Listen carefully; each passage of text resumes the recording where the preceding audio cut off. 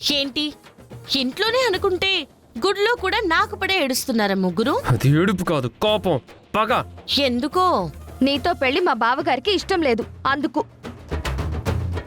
అయినా చరణ్ నువ్వంటే నాకు ఇష్టం లేదని చెప్తూ ఉంటే వెంట పడ్డానికి సిగ్గులేదా?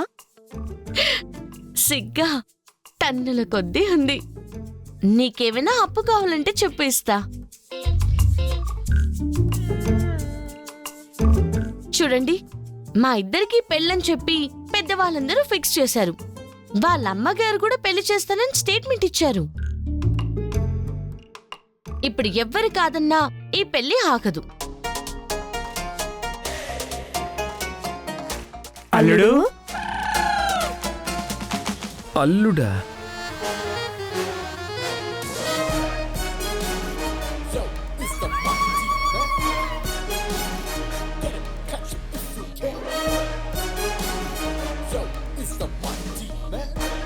ఏంటల్లుడు నువ్వేంటిక్కడ? నేనొచ్చానని తెలిసి నన్ను చూడాలనిపించి వచ్చారంటమ్మా.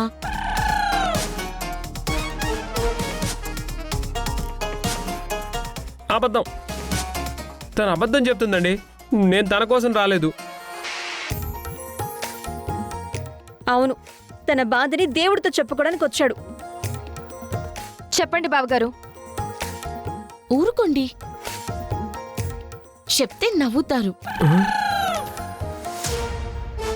ఎందుకు నవ్వుతారు? పోనీ నువ్వైనా చెప్పు, అదేంటో.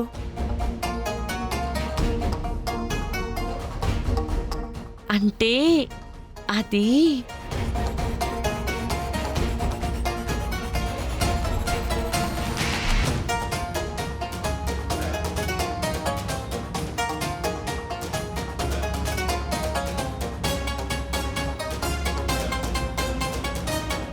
ఆయన మా పెళ్ళైన తర్వాత ముందు బాబు పుడతాడా పాప పుడుతుందా అని ఇప్పటి నుంచి టెన్షన్ పడుతున్నారు.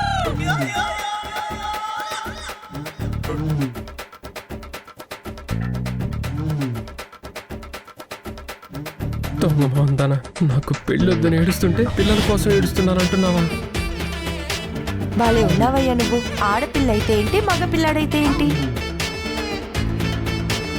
పోనీ ఒక పని చేయండి అల్లుడు, ఒకే షిఫ్ట్ లో కవలల్ని కనేయండి, గొడవ ఉండదు.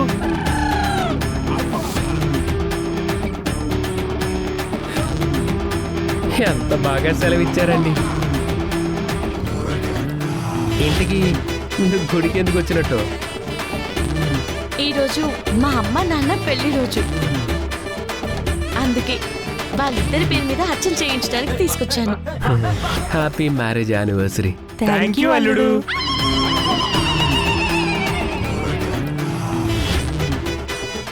ఎందుకండి మాటకు ముందో కలుడు చివరో కలుడు తగిలిస్తారు? అలా అంటావేంటి? మా అమ్మాయికి నువ్వు మొగుడైనప్పుడు నువ్వు మాకు అల్లుడువే కదా.